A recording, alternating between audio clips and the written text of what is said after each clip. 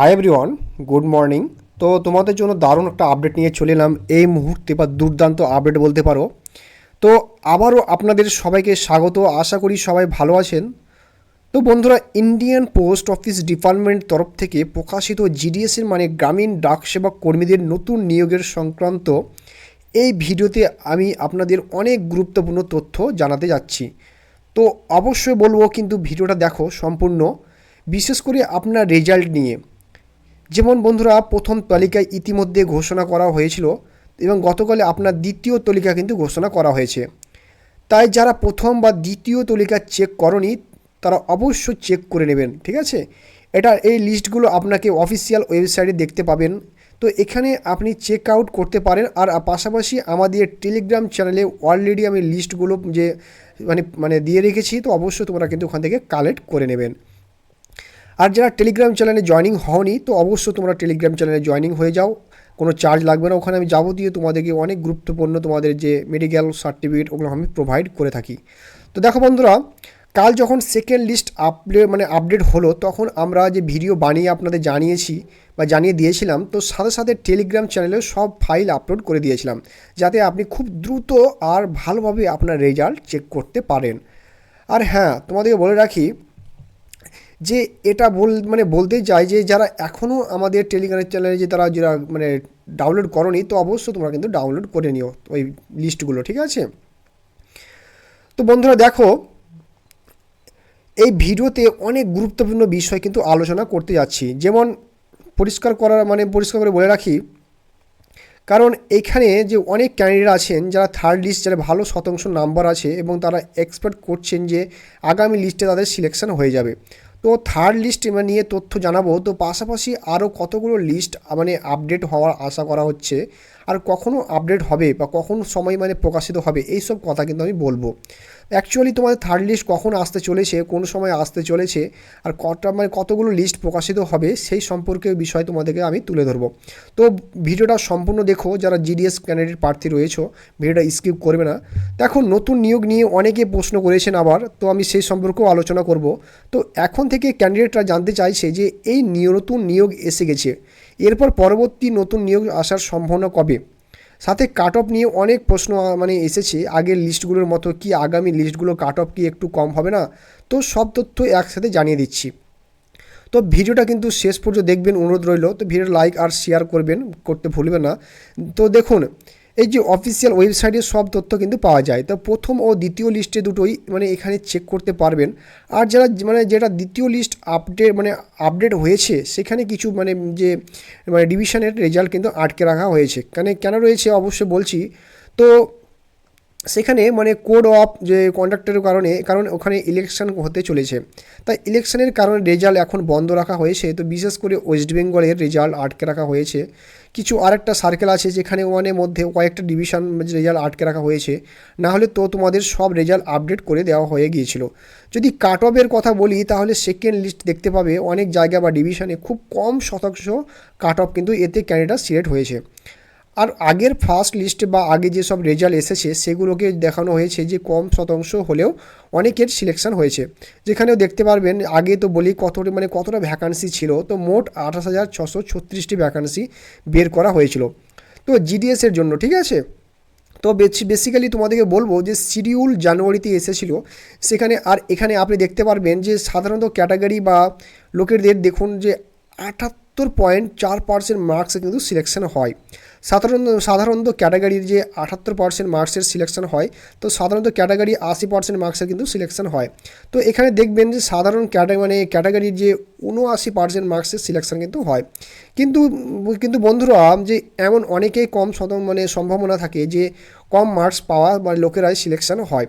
কিন্তু বেশিরভাগ ক্ষেত্রে দেখা গেছে যে সাধারণ ক্যাটাগরি যাদের 90% বা তার বেশি মার্কস পাচ্ছে, তারা কিন্তু সিলেকশন হয়।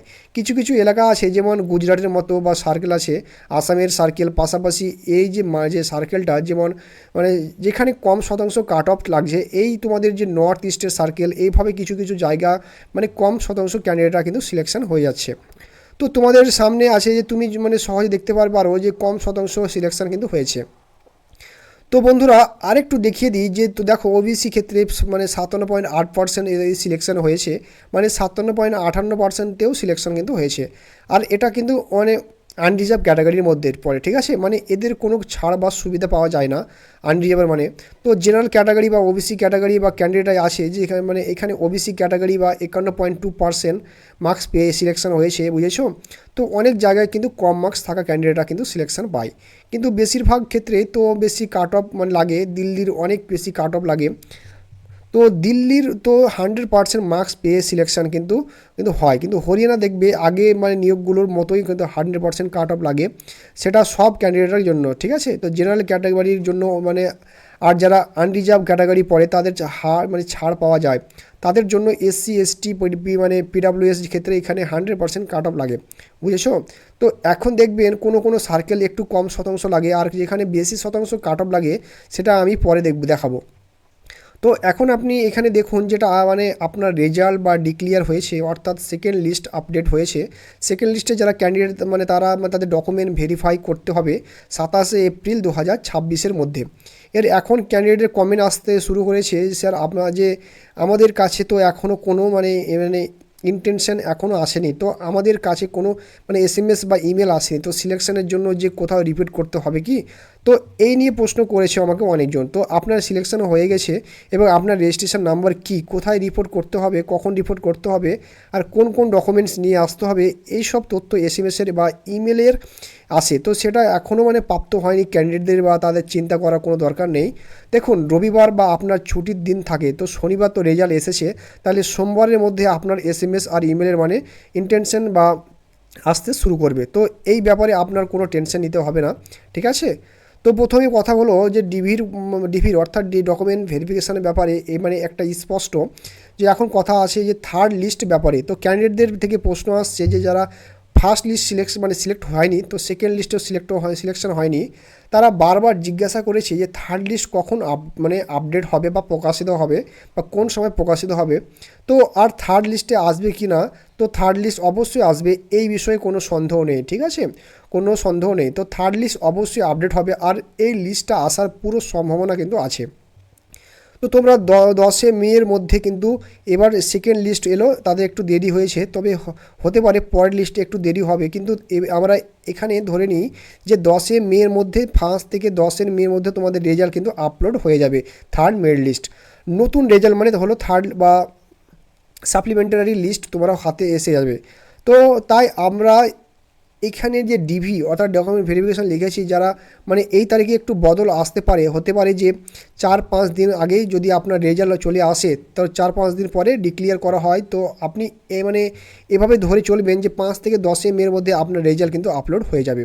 তো 27 এপ্রিল পর্যন্ত শুধু আপনার ডকুমেন্ট ভেরিফিকেশান চলবে, তার 4-5 দিন পর অর্থাৎ 5 থেকে 6 দিন পরে একটু পরিষ্কার হবে কেউ কেউ ডকুমেন্ট ভেরিফিকেশানে গিয়েছে আর কেউ যায়নি, আর কতজন ক্যান্ডিডেট রিজেক্ট হয়েছে এই ভেরিফিকেশান করার পর। সাধারণত 5 থেকে 7 দিন সময় লাগে। তো 5 থেকে 10 মের মধ্যে আপনারা থার্ড সাপ্লিমেন্টারি লিস্ট কিন্তু আসবে। যাদের ক্যান্ডিডেট প্রথম সিলেকশন হয়নি অবশ্যই থার্ড লিস্টে দেখবেন। এরপর দেখবেন যে শেষ তারিখে এখানে দেওয়া আছে যে সব লিস্ট আসবে, সবগুলো শেষ তারিখ লেখা আছে, বা 30 জুন পর্যন্ত, ঠিক আছে। তো এই তারিখের মধ্যে আপনার লিস্ট কিন্তু ডিক্লিয়ার হবে, এরপর আর কোনো লিস্ট কিন্তু আসবে না, এটা কিন্তু মাথায় অবশ্যই রাখতে হবে। তাই 30 জুনের হিসাবে ধরে নিলে 4 থেকে 5টা লিস্ট কিন্তু আপলোড হবে। যদি দুর্ভাগ্যবশত থার্ড লিস্ট আপনার নাম না থাকে, তাহলে চতুর্থ লিস্টের জন্য অপেক্ষা করবেন বা অবশ্যই দেখবেন, ঠিক আছে।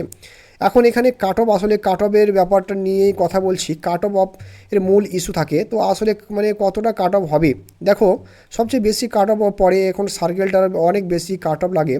তো এখানে যদি তুমি আবেদন করো তাহলে 100% মানে কাট অফের পরে, যেমন বিহার, হরিয়ানা, ঝাড়খণ্ড এসব যে হিন্দি ভাষা কাট অফটা কিন্তু অনেক যেতে পারে। যারা এখনও এখানে থেকে আবেদন করেছে তাদের নিজের সিলেকশন একটু কম আশা রাখা উচিত। আর আমরা অনলাইন অ্যাপ্লিকেশান ফর্ম পূরণ করার সময় সবসময় মানে রিকমেন্ড করি, আগে বলেছি যে এই সার্কেল থেকে যারা আবেদন করেছে তারা সবসময় চেষ্টা করবে যে দ্বিতীয় সার্কেলের জন্য আপনি আবেদন করে নিন, ঠিক আছে। এবং দ্বিতীয় সার্কেলের জন্য আবেদন করার সময় আপনাকে এক কথা বলবো, আপনাদের রাজ্য যে কোনো লোকাল ভাষা বা স্থানীয় ভাষা আছে, ঠিক সেই ভাষা দ্বিতীয় সার্কেলে চেক করে সেখানে আবেদন করুন। যেমন হরিয়ানা লোকাল ভাষা, দিল্লির লোকাল ভাষা, রাজস্থান, ইউপি, বিহার লোকাল ভাষা কি, সেটা তো হিন্দি ভাষা। তাই আপনাকে এমন একটা সার্কেল মানে দেখতে হবে যেখানে আপনার কাট অফ একটু কম হয়। তো স্থানীয় ভাষা হিন্দি হওয়া অর্থাৎ একই ভাষা হয়, তাহলে এখানে আপনি দেখবেন যে অন্য সার্কেলগুলো কোনগুলো, যেমন হিমাচল প্রদেশ আছে, ওখানে লোকাল ভাষা কি হিন্দি, আর ওখানে একটু কম শতাংশ কাট অফ কিন্তু লাগে। তো মধ্যপ্রদেশ দেখবেন একটু কম শতাংশ কাট অফ লাগে, ওখানে লোকাল ভাষা হিন্দি। ঝাড়খণ্ড লোকাল ভাষা কিন্তু হিন্দি, আর ওখানে একটু কম শতাংশ কাট অফ কিন্তু দেখতে পাবেন। এইভাবে উত্তরাখণ্ড, জম্মু কাশ্মীর লোকাল ভাষা কি হিন্দি, আর সেখানে কিন্তু আপনি একটু কম শতাংশ কাট অফ পাবেন। তো আপনারা আপনাদের এটাই রিকমেন্ড করবো যে অনলাইন ফর্ম আবেদন করার সময় বুঝে নিন যে হরিয়ানা, দিল্লি, রাজস্থান, উত্তরপ্রদেশ বেশি কাট অফ হয়, তো আর বিহার, পাঞ্জাব কম, ঠিক আছে। তো আপনি সব সময় কী করবেন, অন্য রাজ্য, অন্য আপনার অ্যাপ্লিকেশান ফর্ম কিন্তু দিন, ঠিক আছে। তো এই সার্কেলগুলো আপনার বেশি কাট অফ লাগে কিন্তু, আর এই সার্কেলগুলো কম শতাংশ কাট অফ হয়। দেখুন নর্থ ইস্টের সার্কেল যেটা আপনার সম্পর্কিত রেজাল্ট দিয়ে মানে দেখিয়েছি, ওবিসি ক্যাটাগরি সিলেকশন হয়েছে প্রায় 51.52% মার্কসের যে মার্ক, আর অনেক জেনারেল ক্যাটাগরি যে লোকাল সিলেক্ট কিন্তু হয়েছে। তো তোমাদের কিন্তু এই কাট অফ মেরিট লিস্ট খুব শীঘ্র আসতে চলেছে। তো আমি রিকমেন্ড করবো কিন্তু এই চ্যানেলটি সাবস্ক্রাইব করে পাশে থাকা বেল আইকনটি প্রেস করে রাখো, যখনই মানে লিস্ট আসবে সঙ্গে সঙ্গে তোমাদেরকে আমি প্রোভাইড করে দেবো। তো তোমাদের একটাই করণীয়, তাড়াতাড়ি তোমরা এই চ্যানেলটি ফলো করো আর টেলিগ্রাম চ্যানেলে জয়েনিং হয়ে যাও, তোমরা ওখান থেকে তাড়াতাড়ি তোমরা নোটিফিকেশন কিন্তু পেয়ে যাবে। তো বন্ধুরা এই ছিল আজকের আপডেটটা ভালো লাগে অবশ্যই লাইক অ্যান্ড শেয়ার করবে। তো দেখা হচ্ছে পরের ভিডিওতে। জয় হিন্দ, জয় ভারত।